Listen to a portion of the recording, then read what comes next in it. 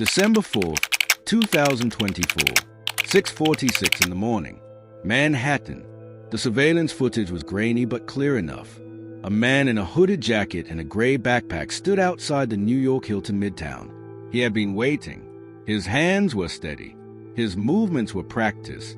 And when Brian Thompson, 50 years old, CEO of UnitedHealthcare, walked toward the hotel entrance, the man stepped forward and fired. 2 shots. One to the back, one to the leg. Brian Thompson collapsed on the sidewalk.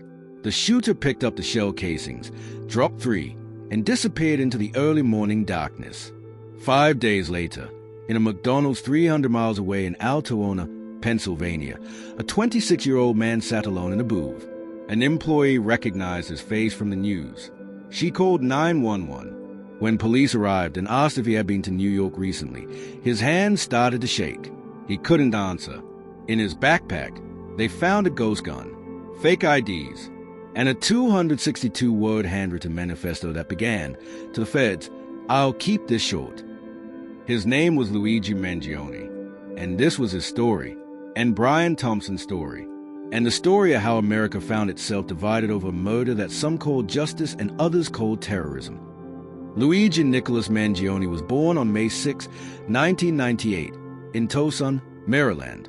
He was the youngest of 3 children in a family that embodied the American dream. His grandfather, Nicholas Mangione, had arrived in Baltimore with nothing and built an empire. Country clubs, nursing homes, radio stations, real estate developments. By the time Luigi was born, the Mangione name meant something in Maryland. It meant wealth, success, philanthropy, power. Luigi grew up in privilege most Americans couldn't imagine. He attended the Gilman School, where annual tuition cost $37,000. But he wasn't just another rich kid coasting on his family's money. Luigi was brilliant, intensely, extraordinarily brilliant. He was valedictorian of his class. He founded a video game development club. He was passionate about technology, about artificial intelligence, about the future. In his graduation speech, he talked about courage and exploring the unknown. His classmates remembered him as the smartest person they had ever met. He went to the University of Pennsylvania, double major in computer science and mathematics. He graduated in 2020 with both a bachelor's and a master's degree in just 4 years. Honors, near the top of his class. He got a job at TrueCar as a data engineer. 6-figure salary, remote work, the kind of job 20-somethings dreamed about. By all accounts, Luigi Mangione had it all. Everything was lined up perfectly. Brian Robert Thompson was born on July 10, 1974, in Girard, Iowa. Population 1,200. His mother Pat was a beautician.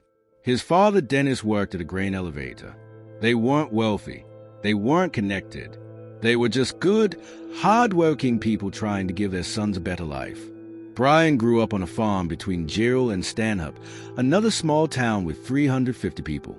Before school each morning, he would go fishing with his dad and his older brother Mark. Not to catch fish, just to be together. Brian's childhood was spent killing weeds in cornfields, baling hay, working at turkey and hog farms. His hands were calloused before he was a teenager, but he was also brilliant. At South Hamilton High School, he was class president, valedictorian, an all-state trombonist. He played basketball and golf. He was homecoming king. His principal, Todd Coy, still remembers him decades later. Not just smart, kind, humble, the kind of student who made everyone around him feel valued. Brian went to the University of Iowa on scholarships. He met a girl named Paulette Revez. They fell in love. They graduated together in 1997. Brian with honors in business administration and accounting. They got married. They had 2 sons, Bryce and Dane. And Brian joined United Health Group, working his way up over 20 years through hard work and competence and the same Midwestern values he had learned growing up. In April 2021, he became CEO of UnitedHealthcare. 2 men, 2 American stories, both brilliant, both hardworking, both shaped by their backgrounds. One from immense wealth, one from humble beginnings. Their paths should never have crossed, but they did. On December 4th, 2024, at 6:46 in the morning, outside the New York Hilton Midtown. Somewhere between 2022 and 2024, something changed in Luigi Mangione. Friends who knew him said it started with pain. In January 2022, Luigi moved to Hawaii. He rented a room at Surfbreak, a co-living space in Honolulu designed for remote workers. $2,000 a month. Ocean Views, a community of young professionals. R.J. Martin, who founded Surfbreak, interviewed Luigi personally. He remembered Luigi as smart, accomplished, upbeat, an ideal resident. Luigi started a book club. He went surfing. He made friends. Everything seemed fine. But Luigi had been dealing with chronic back pain for years, a condition called spondylolisthesis, a bony defect in the spine where vertebrae slip out of alignment. About 5% of people have it. For most, it wasn't a problem. For Luigi, it became everything. In 2023, a surfing accident made it worse. Much worse. His lower spine was misaligned by almost half an inch, pinching nerves. Friends said he couldn't sit down without pain. His legs would twitch. He started reading everything he could about back pain. Books titled Crooked, Outwitting the Back Pain Industry, Back Mechanic. He posted on Reddit forums for people with spondylolisthesis, asking for advice, sharing his struggles. One friend told reporters that Luigi confided the pain made dating impossible, made physical intimacy unlikely. It constantly weighed on him. It led to depression. In July 2023, Luigi underwent spinal fusion surgery, a one-level fusion at L5-S1, the bottom of the spine. Giant screws drilled into his vertebrae to stabilize them. He sent x-rays to friends. One described it as heinous. But after the surgery, Luigi posted on Reddit that it had been the right decision. He said he was taking zero pain meds. He encouraged others not to be frightened by horror stories. Keep trying different surgeons. He wrote, "Nobody will operate on my back until I'm at least 40 is nonsense coming from a medical professional who lacks perspective." The surgery seemed successful. For a while. In February 2024, Luigi traveled through Asia, Japan, Thailand, other countries. He posted about it on Reddit. Going backpacking for a while, he told friends. But by June 2024, Luigi stopped posting on social media entirely. He stopped responding to messages. He cut off contact with everyone. His family grew worried. In November, his mother reported him missing to the San Francisco Police Department. She told them the family hadn't heard from him since July. 4 months of silence. What happened in those 4 months? Where did Luigi go? What was he thinking? What was he reading? What was he becoming? We know some things. We know he had read the Unabomber's Manifesto, Industrial Society and Its Future by Ted Kaczynski. He gave it 4 stars on Goodreads. He called it clearly written by a mathematics prodigy. He said it was impossible to ignore how prescient many of Kaczynski's predictions about modern society turned out. He quoted something he had found online. "Violence never solved anything" is a statement uttered by cowards and predators. When all other forms of communication fail, violence is necessary to survive. We know he became consumed with anger about the American healthcare system. He posted on social media about corporate greed, about parasites, about how the United States had the most expensive healthcare in the world but ranked 42nd in life expectancy. He mentioned United Health Group specifically, one of the largest companies in America by market cap, behind only Apple, Google, and Walmart. We don't know if Luigi's back pain returned after the surgery. We don't know if his insurance denied coverage for treatments. Police stated that UnitedHealthcare did not insure Luigi, but something broke, something fundamental. And by December 2024, Luigi Mangione was no longer the upbeat engineer R.J. Martin had interviewed in Hawaii. He was someone else entirely. Brian Thompson flew to New York on December 3rd. He checked into the Hilton. He prepared for United Health Group's annual investor conference the next morning. It was routine, just another business trip. He had done this hundreds of times. Back in Minnesota, his wife Paulette and his son Bryson Dane were going about their lives. The family had a group chat where they shared daily Wordle scores and funny TikTok videos. Brian loved his boys. Friends said his favorite rounds of golf were the ones he played with them, even when they started to outdrive him. He went to their lacrosse games, their soccer games, their track meets. He cheered louder than any other parent. Being a dad was everything to him. But Brian had received threats. Paulette told police later that people angry about healthcare coverage had made threats against him. It came with a job when you were CEO of the largest health insurance company in America. UnitedHealthcare insured over 50 million people. It brought in over $280 billion in annual revenue. And with that size came power. And with power came resentment. December 4th, 6:46 a.m. Brian walked toward the Hilton entrance alone. No security, no bodyguards, just a businessman heading to a meeting. The shooter was already there. He had been waiting. He stepped out from behind a parked car, raised a 3D printed ghost gun, and fired. 2 shots. Brian fell. The shooter calmly picked up shell casings, dropped 3 with words on them, and walked away. He got on an electric bike and disappeared into Central Park. Brian was rushed to Mount Sinai West Hospital. He was pronounced dead at 7:06 a.m. Back in Minnesota, Paulette's phone rang, and she had to tell Bryce and Dane that their father was never coming home. For 5 days, America searched. The NYPD released surveillance footage of the suspect, a man in a hooded jacket and a distinctive backpack, a man who had checked into a hostel on the Upper West Side using a fake New Jersey ID, a man who smiled at the front desk employee, lowering his mask just enough to show his face. That smile, that face, it would be his undoing. The FBI offered a $50,000 reward. The NYPD offered $10,000. Tipsters called in from across the country. Is this him? Is that him? But the shooter had vanished. On December 9th, a McDonald employee in Altoona, Pennsylvania, was scrolling through news on her phone during her shift. She looked up at a customer sitting alone in the corner, eating hash browns and drinking coffee. Her heart stopped. That face. She knew that face. With trembling hands, she called 911. When police arrived and asked the young man if he had recently been in New York, his fingers began to shake. He couldn't answer. Officer Tyler Fry would later testify. I saw his fingers shaking a little bit. They asked for ID. He gave them a fake New Jersey driver's license, the same ID used at the New York hostel. Then he gave them his real name, Luigi Mangione.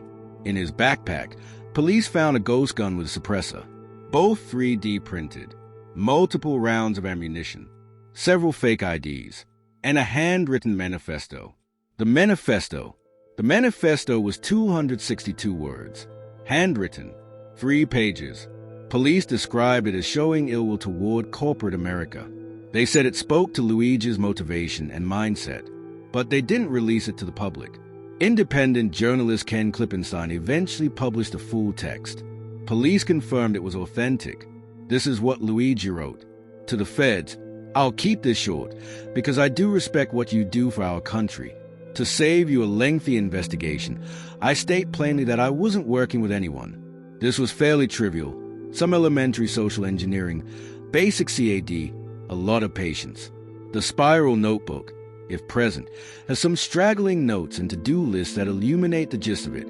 My tech is pretty locked down because I work in engineering, so probably not much info there. I do apologize for any strife or traumas, but it had to be done. Frankly, these parasites simply had it coming. A reminder, the U.S. is the #1 most expensive healthcare system in the world, yet we rank roughly number 42 in life expectancy. United is the largest company in the U.S. by market cap, behind only Apple, Google, Walmart. It has grown and grown, but has our life expectancy? No. The reality is, these people have simply gotten too powerful, and they continue to abuse our country for immense profit because the American public has allowed them to get away with it. Luigi apologized for strife and trauma, but he called healthcare executives parasites. He said they had it coming. He cited statistics about healthcare costs and life expectancy. He mentioned UnitedHealth's market capitalization. He said the American public had allowed them to get too powerful. It was a manifesto about rage, about a broken system, about violence as a last resort. It echoed the Unabomber's ideas. It justified murder as a political act. And when it leaked online, millions of Americans agreed with it. The reckoning.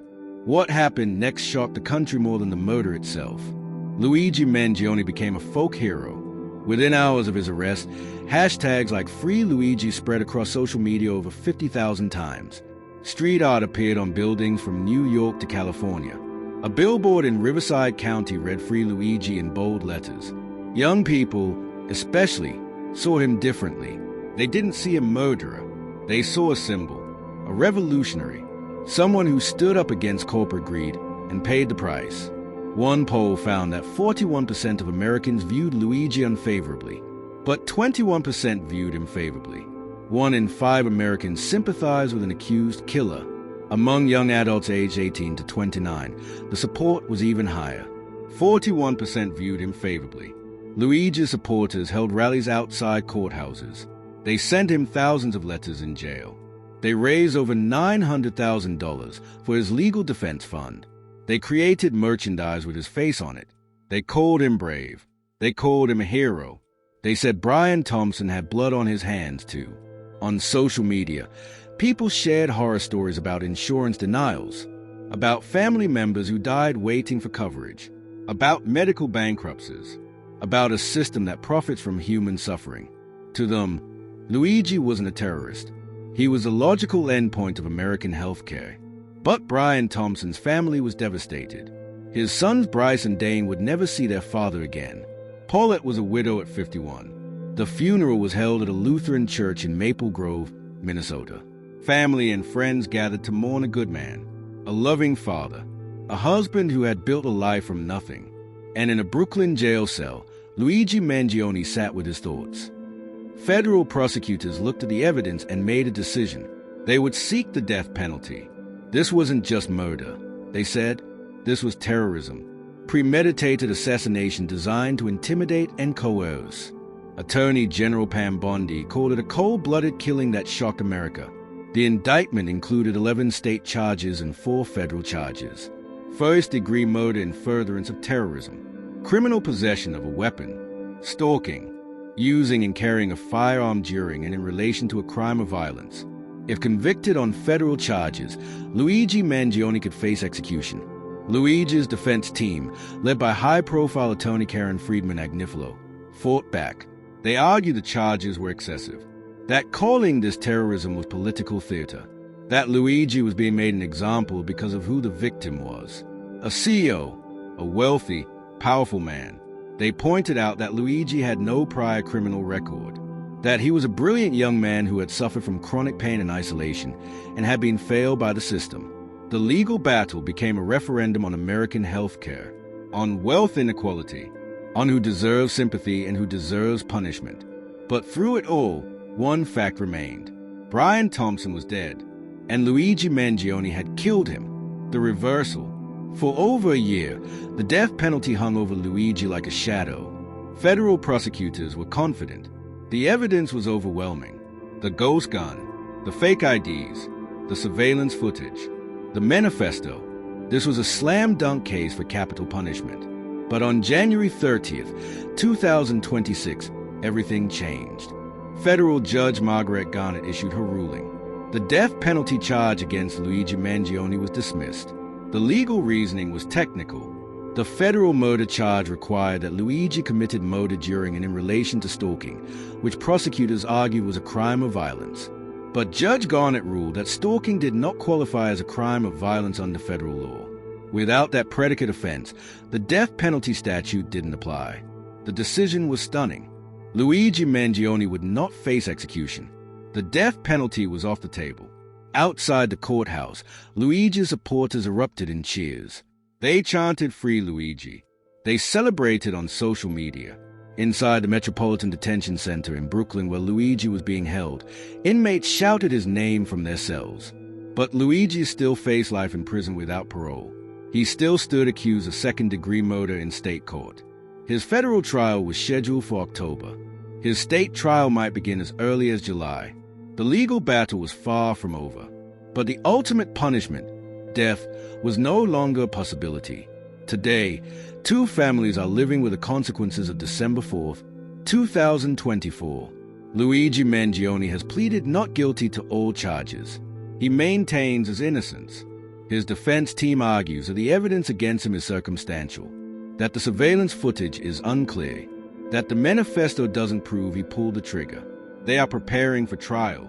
The case has exposed something deep and troubling in America, a rage that simmers beneath the surface, a sense that the system is rigged, that corporate power has grown unchecked, that violence, for some, feels like the only language left. But it has also reminded us of something else, that behind every headline is a human being. Brian Thompson wasn't just a CEO. He was a dad, a husband, a son, a farm kid from Iowa who worked his way to the top and tried to make things better. Luigi Mangione isn't just a symbol or folk hero. He is a young man whose life is now defined by one terrible decision. Two American stories that collided on a cold December morning in Manhattan. One ended, one changed forever, and the country is left to grapple with what it all means. This is a story of Luigi Mangione and Brian Thompson, a story of pain and privilege, of rage and loss, of a murder that became a mirror, reflecting back everything we don't want to see about ourselves.